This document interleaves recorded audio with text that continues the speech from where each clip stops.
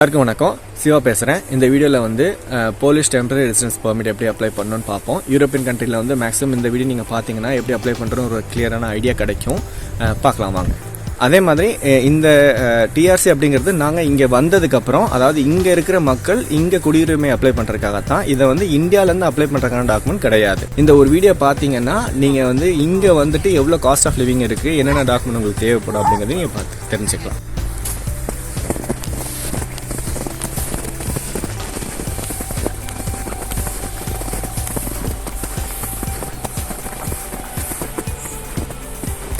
இந்த வீடியோவில் வந்து டெம்பரரி ரெசிடென்ஸ் பெர்மிட், அதாவது போலண்டில் எப்படி அப்ளை பண்ணணும் அப்படின்னு பார்ப்போம். என்னென்ன டாக்குமெண்ட்ஸ் தேவைப்படும் அப்படிங்கிறது விலாவரியாக சொல்கிறேன். நான் என்னென்ன டாக்குமெண்ட் அப்ளை பண்ணேன், என்னோட கேட்டகரிக்கு என்னோட பொசிஷனுக்கு நான் என்ன அப்ளை பண்ணுறேன்னு உங்களுக்கு சொல்கிறேன். மற்ற கேட்டகரிக்கு என்னென்ன டீட்டெயில்ஸ் எக்ஸ்ட்ரா தேவைப்படும் அப்படிங்கிறத நான் உங்களுக்கு எக்ஸ்ட்ரா ஆடட் அட்வான்டேஜஸ் சொல்கிறேன். இதில் அதுக்கு முன்னாடி இந்த வீடியோ பார்க்குற எல்லாருக்கும் வந்து ரொம்ப நன்றி. இது வந்து பெரிய லாங் வீடியோவாக தான் இருக்கும். உங்களுக்கு தெரிஞ்ச ஃப்ரெண்ட்ஸ்க்கு ஷேர் பண்ணுங்கள். இதுக்கு மேலே என்னென்ன வீடியோ வரும் அப்படிங்கிறதுக்காக நீங்கள் சப்ஸ்கிரைபும் பண்ணிக்கோங்க, ஃப்ரீ தான். நோட்டிஃபிகேஷன்ஸ் ஐக்கானை கிளிக் பண்ணிக்கோங்க. ஏன்னா இங்கே நிறைய பேர் வந்து வீடியோஸ் போட்டிருக்காங்க. நான் ஏற்கனவே ஃபஸ்ட்டு இன்ட்ரடக்ஷன் வீடியோவில் சொன்ன மாதிரி அவங்கெல்லாம் படிச்சுட்டு அதுக்கப்புறம் நம்ம இந்தியாவில் இருந்துட்டு நிறைய விதமாக இன்ஃபர்மேஷன் சொல்லியிருக்காங்க. நீங்கள் பாருங்கள். முக்காசி நான் எனக்கு தெரிஞ்ச வரைக்கும், என்னால் முடிஞ்ச வரைக்கும் நான் உங்களுக்கு எல்லா இன்ஃபர்மேஷனும் சொல்கிறேன். ஏதாவது டவுட் இருந்தால் எனக்கு பர்சனலாக கேளுங்க, நான் உங்களுக்கு ஹெல்ப் பண்ணுறேன். இங்கே வந்து எப்படி பிரிச்சிருக்காங்க அப்படின்னு பார்த்தீங்கன்னா, நம்ம ஊரில் வந்து மாவட்டமாக பிரிச்சிருப்பாங்க இல்லையா, சில நேரத்தில் மண்டலமாக பிரிச்சிருந்துருப்பாங்க. ஒரு பெஸ்ட் எக்ஸாம்பிளாக சொல்ல போனால் அந்த மாதிரி இங்கே நிறைய மண்டலங்களாக பிரித்து ஒரு ஆஃபீஸ் செட் பண்ணியிருக்காங்க. மேக்ஸிமம் டாக்குமெண்ட்ஸ் எல்லாம் எல்லா ஆஃபீஸ்லேயும் வாங்குறது ஒரே மாதிரி தான் இருக்கும். ஆனால் இன்ஃபர்மேஷன் நீங்கள் கலெக்ட் பண்ணுறது வந்து சில ஆஃபீஸில் வந்து வேறு மாதிரி இருக்கும். எடுத்துக்காட்டாக பார்க்கணுன்னா, வாட்ஸ்அப்பில் அப்ளை பண்ணுறதா இருந்தால் 2 காப்பி எல்லாத்துமே கேட்பாங்க. நான் வந்து பர்சனல் அப்ளை பண்ணியிருக்கனால இங்கே ஒரு காப்பி இருந்தால் மட்டும் போதும் கேட்பாங்க. அவ்வளோதான், பெரிய டிஃப்ரென்ஸ் இருக்காது. ஆனால் டாக்குமெண்ட்ஸ் செட் எல்லாமே ஒரே மாதிரி தான் இருக்கும். அப்ளிகேஷன் ஃபார்ம் அப்படிங்கிறது நிறைய டைப்ஸ் இருக்குது. நீங்கள் என்ன கேட்டகரிக்கு வரீங்களோ அதுக்கு தகுந்த மாதிரி அந்த அப்ளிகேஷன் ஃபார்ம் தேவைப்படும். இப்போ நான் வந்து இங்கே பிஹெச்டி பண்ணிட்டு இருக்கிறதுனால எனக்கு வந்து ஒரு ஸ்டாண்டர்ட் அப்ளிகேஷன் ஃபார்ம் இருந்தால் போதும் அப்படின்னு அவங்க சொல்லியிருப்பாங்க. வேற ஒர்க் பண்ணுறவங்களா இருந்தீங்கன்னா அதோட சேர்த்து சில ஆனெக்ஷர்ஸ் இருக்கும். அதாவது கம்பெனி ரிலேட்டட் டாக்குமெண்ட் வந்து நீங்கள் அட்டாச் பண்ணுற மாதிரி இருக்கும். அந்த மாதிரி டாக்குமெண்ட் சேர்த்த மாதிரி அப்ளிகேஷன் கொடுப்பாங்க. அந்த ஃபார்ம்ஸ் வந்து நான் உங்களுக்கு வந்து கேட்டகரிஸாக இங்கே டிஸ்பிளே பண்ணுறேன். இந்த கேட்டகரிஸ்க்கு கீழே போகிறவங்களுக்கு எக்ஸ்ட்ரா டாக்குமெண்ட்ஸ் தேவைப்படும். அது இல்லாமல் ஜென்ரலாக என்னென்ன டாக்குமெண்ட் நான் சப்மிட் பண்ணியிருக்கேனோ இந்த டாக்குமெண்ட் எல்லாமே வச்சே ஆகணும்னு சொல்லியிருப்பாங்க. எனக்கு என்ன ஸ்பெஷலாக இருக்குது அப்படிங்கிற டாக்குமெண்ட் நான் உங்களுக்கு அது வர்றப்ப எக்ஸ்பிளைன் பண்ணுறேன். மற்றவங்க எல்லாம் வந்து அந்த கேட்டகரியில் அந்த செக்ஷனில் வர்றப்ப மட்டும் நீங்கள் எக்ஸ்ட்ரா நீங்கள் சப்மிட் பண்ணுற மாதிரி இருக்கும். என்னென்ன கேட்டகரிஸ் இருக்குன்னு நம்ம பார்க்கலாம். ஃபஸ்ட்டு வந்து ஸ்டடீஸ் கேட்டகரி தான். ஸ்டூடெண்ட் எஜுகேஷன் கேட்டகரின்னு பார்க்க போனீங்கன்னா இங்கே வந்து பேச்சுலர்ஸ், மாஸ்டர்ஸ், பிஹெச்டி, ரிசர்ச், இந்த மாதிரி நிறைய டைப் இருக்குது. Short term, long term, research mobility, இந்த மாதிரி நிறைய இருக்குது. இது எல்லாமே நீங்கள் வந்து என்ரோல் பண்ணியிருப்பீங்க. அந்த இன்ஸ்டிடியூஷன்லையோ இல்லை யூனிவர்சிட்டிலையோ நீங்கள் என்ரோல் பண்ணியிருப்பீங்க. அங்கேருந்து உங்களுக்கு ஒரு சர்டிஃபிகேட் கொடுத்துருந்துருப்பாங்க, இல்லை ஒரு டாக்குமெண்ட் கொடுத்துருந்துருப்பாங்க. அப்புறம் நீங்கள் உங்களுக்கு வந்து பணம் யூனிவர்சிட்டியில் வாங்கியிருந்தீங்கன்னா அதையும் மென்ஷன் பண்ணியிருப்பாங்க. அதாவது மாதம் வாங்கினீங்கன்னா அதை மென்ஷன் பண்ணியிருப்பாங்க. ஸ்டூடெண்ட்ஸாக இருந்தீங்கன்னா நீங்கள் எவ்வளோ பே பண்ணியிருக்கீங்க, என்னைக்கு டேட்டு, இன்னும் எவ்வளோ பே பண்ணணும் அப்படின்ற டீட்டெயிலாக அதில் இருக்கும். நீங்கள் என்ன ஸ்டாண்டர்ட் ஆஃப் எஜுகேஷனில் இருக்கீங்க அப்படிங்கிறது இதில் சொல்லியிருப்பாங்க. அந்த டீட்டெயில்ஸ்லாம் கம்ப்ளீட்டாக இருக்கணும். இது வந்து ஸ்டடீஸ் எஜுகேஷன் ரிலேட்டடாக போகிற மக்களுக்கு மட்டும்தான். இதே கேட்டகரியில் பார்க்க போனீங்கன்னா வாலண்டியர் இன்டர்ன்ஷிப் பண்ணுவாங்க. அவங்களுக்கு வந்து நீங்கள் வந்து அக்கௌண்ட் ஸ்டேட்மெண்ட்டில் உங்கள் பேங்க் அக்கௌண்ட்டில் வந்து நீங்கள் பணம் காட்டுற மாதிரி இருக்கும். அந்த மாதிரி இருக்கிறப்போ நீங்கள் அந்த டீட்டெயில்ஸை சேர்த்து இதில் அட்டாச் பண்ணணும். ஸோ இதுதான் மெயின் உங்கள் பர்பஸ் ஆஃப் ஸ்டே. இந்த டாக்குமெண்ட் தான் வந்து இம்பார்ட்டன்ட் எஜுகேஷன் அண்ட் ஸ்டடீஸ்க்கு கீழே வர்றவங்க. அடுத்த கேட்டகரின்னு பார்க்க போனோம்னா ஒர்க் கேட்டகரி. இதில் வந்து நம்ம ஊர்லேருந்து டேரெக்டாக ஒர்க் பண்ணி அப்ளை பண்ணி வந்திருப்பாங்க. இல்லைனா இங்கே படிச்சுட்டு இங்கே ஒர்க் பண்ணுறவங்களும் இருப்பாங்க. இல்லைனா டேரெக்டாக வந்து வேறு நாட்டில் ஒர்க் பண்ணிவிட்டு இங்கே வந்திருப்பாங்க. ஸோ இந்த மாதிரி எந்த கேட்டகரியாக இருந்தாலும் நீங்கள் இங்கே வந்து ஒர்க் பண்ணிகிட்ருக்கீங்க. ஸோ இங்கே இருக்கிற எக்ஸ்டெண்ட் பண்ண போகிறப்போ உங்களுக்கு கம்பெனியில் வந்து டாக்குமெண்ட்ஸ் ப்ரிப்பேர் பண்ணி கொடுத்துருவாங்க. மேக்ஸிமம் கம்பெனியில் இருக்கவங்கள லாயர் வச்சுருந்துருப்பாங்க, இல்லை ஹெச்ஆர் இருப்பாங்க. உங்களுக்கு கம்ப்ளீட் செட் ஆஃப் டாக்குமெண்ட்ஸ் உங்களுக்கு கொடுத்துருவாங்க. இருந்தாலும் நான் சொல்கிறேன், உங்களுக்கு அப்ளிகேஷன் ஃபார்ம் வந்து தனியாக செப்பரேட்டாக இருக்கும். அதில் சில அனெக்ஷர்ஸ் இருக்கும். நீங்கள் வந்து இங்கே டேக்ஸ் பே பண்ணியிருந்திருப்பீங்க. உங்களுக்கு வந்து பெசல் நம்பர் நீங்கள் வாங்கியிருந்திருப்பீங்க. டேக்ஸ் ஆஃபீஸில் ஒரு சர்டிஃபிகேட் கூட நீங்கள் வாங்கணும். உங்கள் ஆஃபீஸ்லேருந்து ஒரு டாக்குமெண்ட் உங்களுக்கு கொடுத்துருந்துருப்பாங்க. அப்புறம் நீங்கள் ஒர்க் பர்மிட் இங்கே வச்சுருந்தீங்கன்னா அது தேவைப்படாது மேக்ஸிமம். இருந்தாலும் சப்மிட் பண்ணுறது நல்லது. அது இல்லாமல் ப்ளூ கார்டுன்னு சில பேர் அப்ளை பண்ணுவாங்க. அது வந்து இங்கே வந்து வேலை பார்க்குறவங்களுக்கு கான்ட்ராக்ட் 1 வருஷம் மினிமம் இருந்தால் நீங்கள் வந்து அப்ளை பண்ணலான்ற ஒரு கேட்டகரி இருக்கும். இது தனி செட் ஆஃப் டாக்குமெண்ட்ஸ். இந்த ப்ளூ கார்டை பற்றி நீங்கள் வந்து அதிகமாக குழப்பிக்காதீங்க. இதை பற்றி தனியாக ஒரு வீடியோ இருக்க தேவைப்பட்டுச்சுன்னா நான் சொல்கிறேன். அடுத்த கேட்டகரி வந்து பிஸ்னஸ் பண்ணுற மக்கள். நீங்கள் வந்து இங்கே ரெஜிஸ்டர் பண்ணியிருந்திருப்பீங்க, இல்லைனா இங்கே டைப் வச்சுருந்துருப்பீங்க. உங்களுக்கு வந்து நிறைய டாக்குமெண்ட் டாக்குமெண்ட்ஸ் வந்து நிறைய பேப்பர் சப்மிட் பண்ணுற மாதிரி இருக்கும். மேக்ஸிமம் நீங்கள் வந்து லாயர் மூலமாக போகிறது வந்து ஃபார் பெட்டர் ஆப்ஷன். கம்பெனியில் ரெஜிஸ்டர் பண்ணியிருந்திருப்பீங்க, அப்புறம் பெசல் நம்பர், டேக்ஸு, அப்புறம் இதுக்கு முன்னாடி பண்ணியிருக்க என்ரோல்மெண்ட், எம்ஓஇ எல்லாமே கேட்டிருப்பாங்க. ஸோ இது எல்லாமே நீங்கள் அப்ளை பண்ணுற மாதிரி இருக்கும். பிஹெச்டி ரிசர்ச் பண்ணுற மக்களாக இருந்தீங்கன்னா உங்களுக்கு வந்து ஸ்காலர்ஷிப் கொடுத்துருந்துருப்பாங்க. ஒன்று இந்தியாவில் வாங்கிட்டு வந்திருக்க ஸ்காலர்ஷிப்பாக இருந்திருக்கலாம், இல்லைனா இங்கேயே உங்களுக்கு ஸ்காலர்ஷிப் கிடைக்கிற மாதிரி இருந்திருக்கலாம், இல்லை யூரோப்பியன் யூனியன் ஸ்காலர்ஷிப்பாக இருக்கலாம். அந்த ஸ்காலர்ஷிப் லெட்டர் அப்படிங்கிறத அதில் நீங்கள் ஃபர்னிஷ் பண்ணியே ஆகணும். அதுக்கப்புறம் வந்து நீங்கள் ஆல்ரெடி இங்கே சஸ்டெயின் பண்ணியிருக்கனால இங்கே இவ்வளோ நாள் படிச்சிருக்கீங்க இல்லையா, அந்த மாதிரி படிச்சுட்டு இருக்கப்போ எவ்வளோ நீங்கள் இம்ப்ரூவ்மெண்ட் பண்ணியிருக்கீங்க, அச்சீவ்மெண்ட் பண்ணியிருக்கீங்க, மார்க்ஸ் வாங்கியிருக்கீங்க, கோர்சஸ் கம்ப்ளீட் பண்ணியிருக்கீங்க அப்படிங்கிற டிரான்ஸ்கிரிப்ட் ஆஃப் ரெக்கார்ட்ஸ் வந்து நீங்கள் வைக்கணும். திரும்பவும் சொல்கிறேன், இங்கே பசங்க வந்துட்டு சப்போஸ் கோர்ஸ் படிக்காமல் ஃபெயில் ஆகிட்டு இந்த டிஆர்சி அப்ளை கார்டு அப்ளை பண்ணணும் அப்படின்னா உங்களுக்கு இது கிடைக்காது. I am very sorry to say this. ஏன்னா நீங்கள் வந்து ஆல்ரெடி படிப்பில் வந்து முன்னேற்றம் அடையலை, இங்கே வந்து நீங்கள் முன்னேற்றம் அடையணும் அப்படின்னு சொல்லி தான் நீங்கள் வீசா வாங்கிட்டு இந்த நாட்டுக்கு படிக்க வந்திருக்கீங்க. இங்கே வந்து நீங்கள் சரிவர படிக்கலை அப்படின்னு சொன்னால் உங்களுக்கு ரிஜெக்ஷன் ஆகிறதுக்கு 100% வாய்ப்பு உண்டு. இதெல்லாம் மெயின் கேட்டகரி டாக்குமெண்ட்ஸு. இதை விட்டுட்டு எல்லாமே வந்து பெசல் நம்பர் ரெஜிஸ்டர் பண்ணியிருப்பாங்க. பெசல் நம்பர் அப்படிங்கிறது சிம்பிளாக சொல்ல போனால் நம்ம ஊரில் வந்து பேன் கார்டு சொல்கிறாங்க பார்த்தீங்களா, அந்த மாதிரி இருக்கும். இந்த பெசல் நம்பரில் வந்துட்டு நீங்கள் ஹெல்த்து, அதாவது ஹாஸ்பிட்டல்ஸ்க்கு போகிறது, மெடிசன் வாங்குறது, அப்புறம் எங்கெங்கே விசிட் பண்ணியிருக்கீங்க, எவ்வளோ டேக்ஸ் பே பண்ணியிருக்கீங்க அப்படிங்கிற கம்ப்ளீட் டீட்டெயில்ஸ் வந்து இந்த நம்பரில் வந்து அட்டாச் பண்ணியிருப்பாங்க. ஸோ இந்த நம்பரை கொண்டு போய் நீங்கள் எங்கே கொடுத்தாலும் சரி உங்களோட கம்ப்ளீட் டீட்டெயில்ஸ் வந்து ரெக்கார்ட்ஸ் வந்து அவங்க புல் பண்ணி எடுக்கலாம். ஸோ இந்த நம்பர் வந்து வந்த உடனே 2 வாரத்துக்குள்ளே நீங்கள் ரெஜிஸ்டர் பண்ணணும் அப்படின்னு சொல்லியிருந்திருப்பாங்க. அந்த நம்பர், அந்த சர்டிஃபிகேட் வந்து நீங்கள் இதில் வைக்கணும். அதே மாதிரி அட்ரஸ் நீங்கள் சேஞ்ச் பண்ணினீங்கனாலும் இந்த நம்பரில் ரெஜிஸ்டர் பண்ணணும். ஒவ்வொரு தடவை நீங்கள் அட்ரஸ் சேஞ்ச் பண்ணுறப்பையும், ஒவ்வொரு தடவை நீங்கள் ஆஃபீஸ் சேஞ்ச் பண்ணுறப்பையும் இந்த ஆஃபீஸ்க்கு, பெசல் ஆஃபீஸ்க்கு போயிட்டு நீங்கள் ரெஜிஸ்டர் பண்ணணும். பெசல் ஆஃபீஸ் அப்படிங்கிறது ஒரு ரீஜனுக்கும் தனித்தனியாக ஒரு முனிசிபல் ஆஃபீஸ் மாதிரி வச்சுக்கோங்களேன், அந்த மாதிரி இருக்கும். அங்கே போயிட்டு நீங்கள் ரெஜிஸ்டர் பண்ணிகிட்டே இருக்கணும், அப்டேட் பண்ணிகிட்டே இருக்கணும்.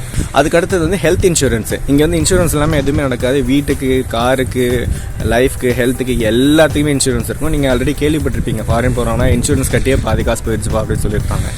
ஸோ ஹெல்த் இன்சூரன்ஸ் அப்படிங்கிறது நீங்கள் வைக்கணும். இங்கே நேஷனல் இன்சூரன்ஸ் வந்து NFZ தான் மேக்ஸிமம் வைப்பாங்க. ஒர்க் பண்ணுற பசங்களாக இருந்தீங்கன்னா, ஒர்க் பண்ணுற மக்களாக இருந்தீங்கன்னா நீங்கள் வந்து இந்த இன்சூரன்ஸ் வந்து கம்பெனிலேயே உங்களுக்கு ப்ரொவைட் பண்ணிவிடுவாங்க.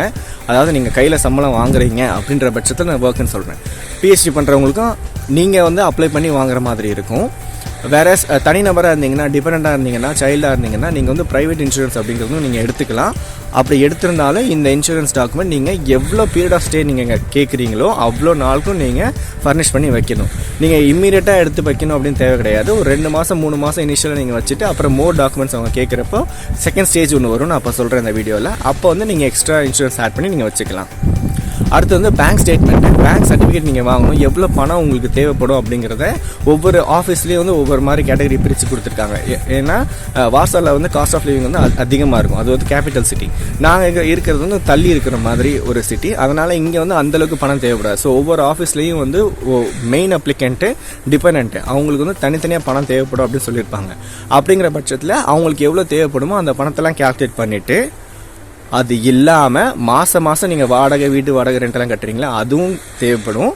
அதுவும் இல்லாமல் இங்கேருந்து திருப்பி நீங்கள் இந்தியா போகிறதுக்கு எவ்வளோ பணம் வேணும். ஸோ இந்த 3 டைப் ஆஃப் அமௌண்ட்டை நீங்கள் மிக்ஸ் பண்ணி எவ்வளோ பணம் உங்களுக்கு தேவைப்படுமோ அதை வந்து ஒன்று நீங்கள் பணமாக வச்சுருந்துருக்கணும், இல்லைனா ரெகுலர் சோர்ஸ் ஆஃப் இன்கமாக உங்களுக்கு உங்கள் அக்கௌண்ட்டில் வரணும், இல்லைன்னா நீங்கள் வந்து அது கிரெடிட் கார்டு ஸ்டேட்மெண்ட்டாக காட்டணும். இந்த மாதிரி ஏதோ ஒரு சோர்ஸ் ஆஃப் இன்கம், அந்த ஃபண்ட்ஸ் உங்ககிட்ட இருக்குது அப்படிங்கிறத உங்களுக்கு நீங்கள் வந்து சப்மிட் பண்ணணும். அதுக்கு என்ன டாக்குமெண்ட் ரிலேட்டடாக இருக்கணும் அப்படிங்கிறத நான் டிஸ்பிளே பண்ணுறேன் உங்களுக்கு. சப்போஸ் ட்ராவலர்ஸ் செக் வச்சுருந்தீங்கனாலோ, ஸ்காலர்ஷிப் நீங்கள் வாங்குறவங்களா இருந்தீங்கனாலோ அதுவும் வந்து உங்களுக்கு அப்ளிகபிள் ஆகும். அது நீங்கள் அப்ளை பண்ணிக்கலாம். ஆனால் மேயர் பணம் மட்டும் வச்சுக்கிட்டு இங்கே ஸ்டே பண்ணணும் அப்படின்னு இருக்காதீங்க. அப்படின்னு இருக்கிறவங்களுக்கு வந்து ரிஜெக்ஷன் ஆகிறதுக்கு 50-50 சான்சஸ் இருக்குது. ஏன்னா பணம் தான் இருக்கே, நாங்கள் இங்கே தங்கலாமே அப்படின்னு நீங்கள் கேட்க முடியாது. சில பசங்க படிச்சுட்டு அதுக்கப்புறமா இங்கே தங்குவாங்க. படிக்க போகிற பசங்களுக்கு வந்து நீங்கள் கன்சல்டன்சி சொல்லியிருப்பாங்க, நீங்கள் படித்து முடித்தோன்னே 2 வருஷம் தங்கலாம், 3 வருஷம் தங்கலாம். அப்படி கிடையாது. நீங்கள் வேலை தேடுறதுக்காக ஒரு 9 மாதம் இங்கே தங்கலாம். இதனால் வரைக்கும், இன்றைக்கி டேட் வரைக்கும் இப்படி தான் கண்டிஷன் வச்சுருந்துருக்காங்க நீங்கள் வேலை தேடிக்கிறதுக்காக. ஏன்னா இங்கேயே நீங்கள் படித்து முடிச்சிங்கன்னா இங்கேயே வந்து நீங்கள் முடிச்சதுக்கப்புறம் ஒர்க் பர்மிட் இல்லாமல் நீங்கள் ஒர்க்கில் ஜாயின் பண்ணலாம். ஜாயின் பண்ணதுக்கப்புறம் ஒர்க் பர்மிட் வாங்கணும், திருப்பி இதே மாதிரி டாக்குமெண்ட் நீங்கள் அப்ளை பண்ணணும், திருப்பி வாங்கணும். இவ்வளோ விஷயம் இருக்குது. ஆனால் உங்களுக்கு அந்த லீவரேஜ் வந்து 9 months தான் உங்களுக்கு கொடுத்துருந்துருப்பாங்க. அதை பார்த்து நீங்கள் முன்னாடியே ப்ரிப்பேர் பண்ணிக்கோங்க. ஃபோட்டோகிராஃப்ஸ் வந்து schengen ஸ்பெசிஃபிகேஷன் தான் இருக்கணும். 35-45 சொல்லியிருந்திருப்பாங்க. அதை நீங்கள் ஆல்ரெடி இங்கே வர்றதுக்கு முன்னாடி எடுத்துருந்துருப்பீங்க. அந்த மாதிரி ஃபோட்டோகிராஃப் நீங்கள் எடுத்து வச்சுக்கோங்க. பேக்ரவுண்ட் எல்லாமே உங்களுக்கு ஒவ்வொரு வெப்சைட்லையும் போட்டிருப்பாங்க. நம்மளோட TRC ஆஃபீஸ் வெப்சைட்டில் போட்டுருந்துருப்பாங்க. அதில் நீங்கள் பார்த்து அதுக்கு தகுந்த மாதிரி எடுத்துக்கோங்க. கொஞ்சம் நிறைய ப்ரிப்பேர் பண்ணி வச்சுக்கோங்க. ரீசன்ட் ஃபோட்டோகிராஃபாக எடுத்து வச்சுக்கோங்க. நான் குழந்தைக்கு அப்ளை பண்ணனால வந்து பர்த் சர்டிஃபிகேட் வந்து நம்ம ஊர்லேயும் வாங்கிட்டு வந்துட்டேன். அந்த டாக்குமெண்ட் எல்லாம் இங்கிலீஷில் இருந்தது. அதை நான் வந்து அஃபோசில் பண்ணியிருக்கேன். அஃபோசில்னா என்ன, நீங்கள் தனியாக வீடியோ சொல்கிறேன் உங்களுக்கு என்ன இருக்கணும், டாக்குமெண்ட்ஸ் ப்ரிப்பேர் பண்ணியிருக்கிறத சொல்லியிருப்பேன். நான் டிஸ்பிளேயும் பண்ணுறேன். செக்லிஸ்ட் ஆஃப் டாக்குமெண்ட்ஸ் பசங்க படிக்க போகிறதுக்காக எப்படி ப்ரிப்பேர் பண்ணணும்னு சொல்லியிருப்பேன். நான் டிஸ்பிளே பண்ணுறேன். அதில் நான் சொல்லியிருப்பேன் அஃபோசில்னா என்னென்னு. அதுக்கு தகுந்த மாதிரி நீங்கள் வாங்கிக்கோங்க. நானும் அந்த டாக்குமெண்ட் அதுக்கு தகுந்த மாதிரி ஒய்ஃப்க்கு அப்ளை பண்ணதுனால மேரேஜ் சர்டிஃபிகேட்டும், குழந்தைக்கு அப்ளை பண்ணனால பர்த் சர்டிஃபிகேட்டும் நம்ம ஊர்லேருந்து வாங்கிட்டு வந்தேன். வாங்கிட்டு வந்ததுக்கு அப்புறமா இங்கே போலிஷில் டிரான்ஸ்லேட் பண்ணியிருக்கேன். ஏன்னா நீங்கள் எல்லா டாக்குமெண்ட்டும் வந்து போலிஷில் இருக்கிற மாதிரி தான் நீங்கள் சப்மிட் பண்ணணும். போலிஷில் மட்டும்தான் நீங்கள் எழுதணும். பேர், ஊர், டேட் ஆஃப் பர்த், இந்த நம்பர்லாம் தவிர மற்ற எல்லா டீட்டெயிலும் நீங்கள் போலிஷில் தான் எழுதி ஃபர்னிஷ் பண்ணி சப்மிட் பண்ணணும். ட்ராவல் டாக்குமெண்ட் அப்படிங்கிற உங்களுக்கு தேவை. ஆல்ரெடி உங்கள்கிட்ட பாஸ்போர்ட் இருக்கும். அந்த பாஸ்போர்ட் வந்து இங்கே வர்றதுக்கு முன்னாடி நான் வந்து ஆல்ரெடி பசங்களுக்கு சொல்லியிருப்பேன். ப்ரீவியஸ் வீடியோஸில் செக்லிஸ்ட் ஆஃப் டாக்குமெண்ட்ஸில் சொல்லியிருப்பேன். நீங்கள் வந்து ஒரு மினிமம் 4-5 பேஜ் இருக்கிற மாதிரி எம்டி வச்சுக்கோங்கன்னு சொல்லியிருப்பேன். நீங்கள் வந்துட்டு இங்கே வந்து அப்ளை பண்ணுற பசங்களாக இருந்தால் உங்களுக்கு இமிகிரேஷன் ஸ்டாம்ப் கொடுத்திருந்துருப்பாங்க உங்கள் பாஸ்போர்ட்டில். அப்படி அந்த கடவுச்சீட்டில் கொடுத்திருந்தாங்கன்னா அத்தனை பேஜும் நீங்கள் வந்து ஜெராக்ஸ் காப்பி எடுத்து நீங்கள் அட்டாச் பண்ணி அவங்களுக்கு சப்மிட் பண்ணணும். இதுக்கு முன்னாடி நீங்கள் TRC வாங்கியிருந்தாலோ, இதுக்கு முன்னாடி நீங்கள் விசா வாங்கியிருந்தாலும் சரி, அதையும் நீங்கள் அதில் சப்மிட் பண்ணணும். சில ரேர் கேஸஸ் ஸ்டூடெண்ட்ஸ்க்கு மட்டும் வந்து யூனிவர்சிட்டியிலும் சில சர்டிஃபிகேட் வாங்கிட்டு வரணும்னு சொல்லி கேட்டுருந்துருப்பாங்க. இப்போ வந்து யூனிவர்சிட்டியில் படிக்கிற பசங்களாக இருந்தீங்கனாலும், காலேஜில் படிக்கிற பசங்களாக இருந்தாலும் அவங்களே வந்து ஒரு ஃபார்மட் கொடுத்துட்டாங்க. நம்ம பசங்க இப்போ இந்த ஒரு 5-6 வருஷத்துல வந்து அதிகமாக இங்கே பாப்புலேஷன் ஜாஸ்தி ஆகிடுச்சு, நம்ம இந்தியன் பாப்புலேஷன். அப்படிங்கிற பட்சத்தில் அவங்களும் அதுக்கு தகுந்த மாதிரி ப்ரிப்பேர் ஆகிட்டாங்க. அவங்களே ஒரு ஃபார்மட் கொடுத்துருக்காங்க. அந்த ஃபார்மட் நீங்கள் ஃபில் பண்ணி கொடுத்தா மட்டும் போதும் அப்படின்னு சொல்லியிருப்பாங்க. ஸோ படிக்க போகிற பசங்களாக இருந்தால் இந்த டாக்குமெண்ட் நீங்கள் கொஞ்சம் பார்த்து உஷாராக ப்ரிப்பேர் பண்ணிக்கோங்க. அடுத்து வந்து ரெசிடென்ஸ் ப்ரூஃப். அக்கமடேஷன் பார்க்க போனீங்கன்னா இங்கே ரெண்டல் அக்ரிமெண்ட்டு, கான்ட்ராக்ட்டு, ஏதாவது ஒரு மூலியமாக நீங்கள் இங்கே தங்குறீங்க, ஹோட்டலில் நீங்கள் ஷேர்ட் அக்கமடேஷனில் இருந்தாலும் சரி, உங்கள் பேரில் ஏதாவது ஒரு டாக்குமெண்ட் இருக்க மாதிரி நீங்கள் சப்மிட் பண்ணணும். சப்போஸ் நீங்கள் இங்கே ஹாஸ்டலில் தங்கியிருந்தீங்கன்னா, இங்கே வந்து டார்மிட்ரின்ற வார்த்தை யூஸ் பண்ணுறாங்க. நம்ம ஊரில் ஹாஸ்டல்னு சொல்லுவாங்க, சில இடத்துல வந்து வெறும் அக்கமடேஷன் தான் சொல்லுவாங்க, ரெசிடென்ஸ் சொல்லுவாங்க, இந்த மாதிரி ஹோட்டல் புக்கிங் இந்த மாதிரி நிறைய சொல்லுவாங்க. மொத்தத்தில் நீங்கள் தங்கி இருக்கிற இடம், அந்த இடத்துக்கு நீங்கள் எங்கே இருக்கீங்களோ அது உங்கள் பேரில் ஒரு கான்ட்ராக்ட் இருக்க மாதிரி ஒரு டாக்குமெண்ட் வச்சுக்கோங்க. நீங்கள் சப்போஸ் வெளியில் தங்கியிருக்கிற பசங்களாக இருந்தீங்கன்னா, இல்லைனா ஃபேமிலியாக இருந்தீங்க, ஒர்க் பண்ணுறவங்க இருந்தீங்கன்னா, நீங்கள் வீடு எடுத்து தனியாக தங்கியிருக்கீங்க, எத்தனை BHK இருந்தாலும் பரவாயில்ல, செப்பரேட்டாக ஒரு லெட்டர் வந்து நீங்கள் ப்ரிப்பேர் பண்ணி மாதத்துக்கு உங்கள் வாடகை எவ்வளோ வருது அப்படிங்கிற நீங்கள் சொல்லணும். அதே மாதிரி ஒவ்வொருத்தருக்கும் மாதம் எவ்வளோ செலவாகுது, இந்த யூட்டிலிட்டி பில்ஸ்ன்னு சொல்லுவாங்க, எவ்வளோ இதர செலவுகள்னு சொல்லுவாங்க இல்லையா, current bill, water bill, electricity, இந்த மாதிரிலாம் இருக்கு இல்லையா, இதெல்லாம் வந்து யூட்டிலிட்டி பில்ஸில் வரும். அது வந்து எவ்வளோ நீங்கள் பே பண்ணுறீங்க அப்படிங்கிறத தனியாக ஒரு டீட்டெயிலில் ஃபில் பண்ணி ஒவ்வொரு அப்ளிகண்ட்டுக்கும் தனித்தனி பேப்பரை நீங்கள் சப்மிட் பண்ணணும். காஸ்ட் கேல்குலேட் பண்ணுறது வந்து கொஞ்சம் நிதானமாக பார்த்து கேல்குலேட் பண்ணிக்கோங்க. ஏன்னா அது எப்படி கேல்குலேட் பண்ணுறாங்க அப்படின்னு அவங்க வந்து தனியாக சில வெப்சைட்டில் எக்ஸாம்பிள் சொல்லியிருக்காங்க. அதை பார்த்து நீங்கள் பண்ணிக்கோங்க. நான் வந்து பர்சனுக்கு மட்டும் எவ்வளோ அப்ளை பண்ணலாம் அப்படிங்கிறத நான் சொல்கிறேன். க்ராசிங் டைம் அப்படிங்கிறத சொல்ல முடியாது. ஏன்னா மினிமம் 3 months 4 months சில பேர் சொல்லியிருப்பாங்க. நான் இவ்வளோ வாங்கிட்டேன் அப்படின்னு சொல்லி இந்தியன்ஸ் போகலாம் ஃபேஸ்புக் குரூப்பில் பார்த்தீங்கன்னா சொல்லுவாங்க. 1 வருஷம் 1.5 வருஷம் பஞ்சாயத்துக்கு போன கேஸ் கூட இருக்குது. ஸோ முன்னாடியே ப்ரிப்பேர் ஆகிக்கோங்க. இதை பேஸ் பண்ணி தான் பசங்க வந்து முடிச்சதுக்கப்புறம் வந்து ஓகே 2 வருஷம் ஆகும், 3 வருஷம் ஆகும், அப்ளை பண்ணியிருக்கேன், வெயிட் பண்ணியிருக்கேன்னு சொல்லி இங்கே வேறு மாதிரியான வேலைகள்லாம் ஜாயின் பண்ண ஆரம்பிச்சிட்றாங்க. ஸோ நமக்கு அது தேவையில்லாத விஷயம். நம்ம டேரெக்டாக வந்து நம்ம என்ன கரெக்டான ப்ரொசீஜரில் இருக்கோ அந்த மாதிரி உங்களுக்கு மட்டும் நான் சொல்லிட்டேன். மற்றபடி இதர என்னென்ன இருக்குது, லூப் ஹோல் எப்படி இருக்குது அப்படிங்கிறத வந்து நான் வேறு ஒரு வீடியோஸ் தனியாக உங்களுக்கு சொல்கிறேன். இந்த டாக்குமெண்ட் எல்லாத்தையும் நீங்கள் ப்ரிப்பேர் பண்ணிவிட்டு கொண்டு போய் அவங்க ஆஃபீஸில் சப்மிட் பண்ணிங்க அப்படின்னு சொன்னால் அவங்க வந்து ஒரு சீல் பண்ணி உங்களுக்கு கொடுப்பாங்க. அதாவது இந்த நாள் வந்து நீங்கள் அப்ளிகேஷன் சப்மிட் பண்ணியிருக்கீங்க அப்படின்னு ஒரு சீல் பண்ணி கொடுத்துருந்துருப்பாங்க. அது வந்து இங்கே தங்கறதுக்கான ஆதாரம் கிடையாது. ஏன்னா நீங்கள் ஆல்ரெடி விசா முடிகிறதுக்கு அட்லீஸ்ட் ஒரு மாதத்துக்கு முன்னாடி நீங்கள் வந்து இந்த டெம்பரரி ரெசிடென்ஸ் வந்து அப்ளை பண்ணணும். இங்கே அப்படி அப்ளை பண்ணிங்கன்னா நீங்கள் சீல் பண்ணலேருந்து 1 வருஷத்துக்குள்ளே, அதாவது 6 மாதத்துக்குள்ளே இந்த டாக்குமெண்ட் ப்ரொசீஜர்லாம் முடிக்கணும் அப்படிங்கிறது சட்டம். ஆனால் அவங்களுக்கு வால்யூமும் ஜாஸ்தியாக இருக்கும். அப்ளிகேஷன் வந்து நிறைய பேர் வரனால அந்த இடத்துல அந்த ஆஃபீஸில் வந்து கம்மியான ஆட்கள் இருக்காங்க அப்படிங்கிறதுனால இது நிறைய நாள் டைம் எடுக்கும். அதனால் இந்த சீலை வச்சுக்கிட்டு மட்டும் நீங்கள் ஸ்டே பண்ணிக்கலாம் அப்படின்னு கிடையாது. இந்த சீலை வச்சுட்டு நம்ம இந்தியாவுக்கு போகலாம், திருப்பி இங்கே வேணால் வரலாம். இந்த சீல் மட்டும் வச்சுட்டு இங்கே வேலை தேடலாம். ஆனால் வேலை கிடச்சதுக்கப்புறம் திருப்பி நீங்கள் இதே ப்ரொசீஜர் வந்து ஃபுல்லாக நீங்கள் அப்ளை பண்ணுங்கள். ஃபஸ்ட்டு வந்து முதல் நாள் நீங்கள் அப்ளை பண்ணுறப்போ இந்த டாக்குமெண்ட் எல்லாமே வாங்கிக்குவாங்க, ஃபோட்டோ காப்பியெல்லாம் வாங்கிக்குவாங்க, ஒரிஜினலாக செக் பண்ணிக்குவாங்க, ஃபிங்கர் பிரிண்ட்ஸும் எடுத்துக்குவாங்க. அப்புறம் நீங்கள் பர்சனலாக அப்பியர் ஆகிருக்கீங்க அப்படின்னு ஒரு கேஸ் நம்பர் உங்களுக்கு கொடுப்பாங்க.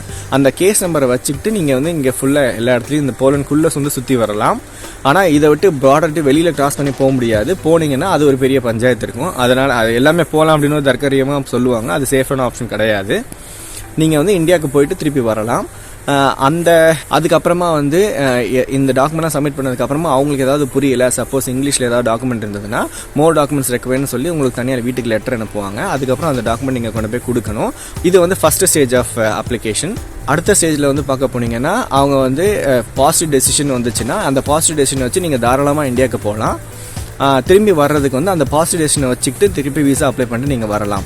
இங்கே இருக்கிறத பற்றி எந்த கவலையும் கிடையாது. சப்போஸ் இந்தியா போயிட்டு வரணும் அப்படின்னு கேள்வி வந்துச்சுன்னா மட்டும் இந்த இன்ஃபர்மேஷன் நான் உங்களுக்கு சொல்கிறேன். அதுக்கு அடுத்த ஸ்டேஜ் வந்து பயோமெட்ரிக் ரெசிடென்ஸ் கார்டுன்னு ஒரு கார்டு பிரிண்ட் பண்ணி கொடுப்பாங்க.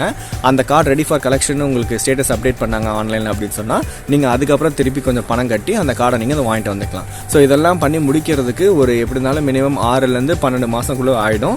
நீங்கள் வந்து 1 வருஷம் வேலை பார்க்குறவங்க இருந்தீங்கன்னா தென் அது வந்து ஒரு பெரிய கஷ்டமான கேட்டகரியாக இருக்கும். சிம்பிளாக ஒரு வழி என்ன சொல்ல போகிறோன்னா, நீங்கள் யூனிவர்சிட்டி இருந்தீங்கன்னா உங்கள் யூனிவர்சிட்டி மூலமாகவோ இல்லைனா வேலை பார்க்குறவங்கன்னா உங்கள் ஹெச்ஆர் மூலமாகவோ கொஞ்சம் புஷ் பண்ண ட்ரை பண்ணுங்கள். அவங்க வந்து கொஞ்சம் சீக்கிரமாக ரெஸ்பாண்ட் பண்ணுவாங்க. எப்படி இருந்தாலும் மினிமம் 6 மாதத்துலேருந்து மேக்ஸிமம் 9 to 12 மாதத்துக்குள்ளே வந்து உங்களுக்கு இந்த கார்டு கிடச்சிரும். இந்த வீடியோ பார்த்ததுக்கு ரொம்ப நன்றி. உங்களுக்கு தெரிஞ்சவங்களுக்கு ஷேர் பண்ணுங்கள். இதுக்கு மேலே வர வீடியோஸ் எல்லாமே நீங்கள் பார்க்கணுன்னா நோட்டிஃபிகேஷன் ஐக்கான் கிளிக் பண்ணிக்கோங்க, சப்ஸ்கிரைப் பண்ணிக்கோங்க. நன்றி. அடுத்த வீடியோவில் நம்ம பார்க்கலாம்.